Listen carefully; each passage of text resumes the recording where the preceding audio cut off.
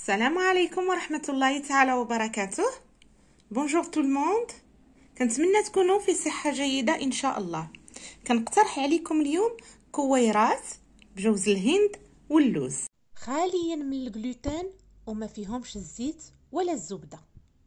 تفضلوا معنا للمطبخ باش نتعرفوا على طريقة التحضير.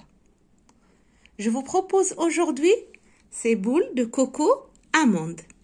Ces boules sont idéales pour les personnes intolérantes au gluten. Je n'ai pas utilisé aussi de matière grasse. Pour plus de détails, suivez-moi en cuisine jusqu'à la fin. Bismillah, tawakkalna ala Allah.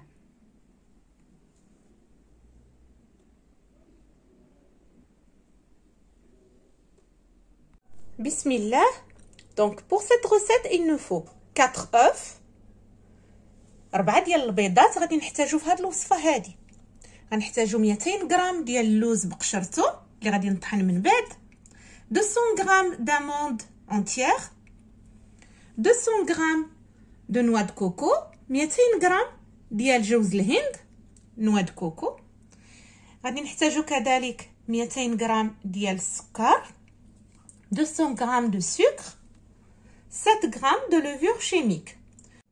كيس ديال خميره الحلويات 7 غرام.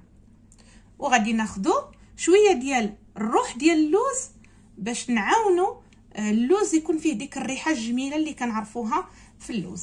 Je vais utiliser quelques gouttes d'extrait d'amande pour renforcer le goût. Je commence par verser les 4 œufs dans un bol. Le sucre. اذا وضعت 4 ديال البيضات اللي غادي نطربهم بالطراب الكهربائي، وضعت عليهم السكر وغادي نضيف عليهم شويه ديال الملحه. Je rajoute une petite pincée de sel. Je vais battre les œufs avec le sucre jusqu'à ce que j'obtienne un mélange mousseux et qui va doubler aussi de volume. غادي نطربهم مزيان حتى يضاعف لينا الحجم ديال البيض والسكر.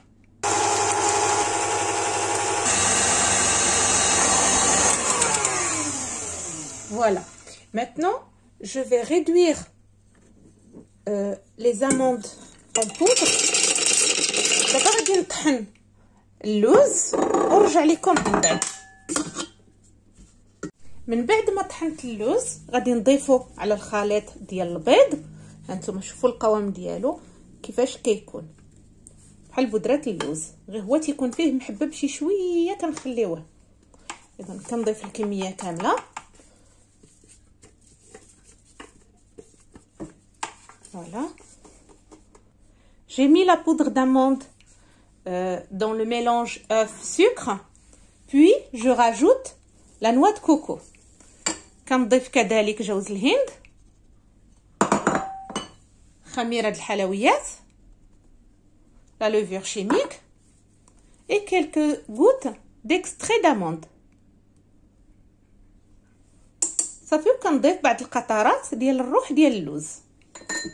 كنخلط على هذا الشكل من التحت للفوق باش ما نكسرش البيض. Je mélange délicatement comme ceci.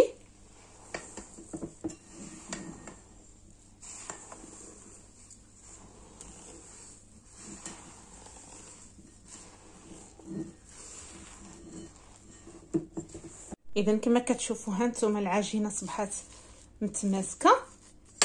غادي نشكل كويرات صغيره بحال هذا الحجم، كنفندهم في جوز الهند وكنوضعهم في الكويرطات بحال هذا الشكل. Donc j'ai formé des boules que j'ai enroulées dans la noix de coco et je vais les disposer dans des caissettes en papier. غادي نستمر هكايا حتى نعمرهم.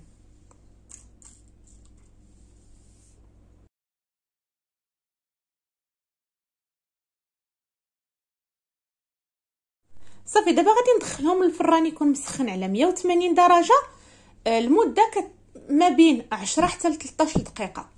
دونك جو في لي enfourner pendant 12 à 13 minutes à 180 degrés. اذا الحلوه ديالنا خرجناها من الفران، هانتوما كي كتشوفوا. نحل معكم وحده كتجي هشيشه من الداخل. كنتمنى ان الوصفه تكون نالت الاعجاب ديالكم، جربوها راها كتجي فعلا لذيذه. نلتقي بكم ان شاء الله في وصفه جديده، مع السلامه. Donc voilà, nos biscuits sont sortis du four. Je vous dis à très bientôt pour une nouvelle recette.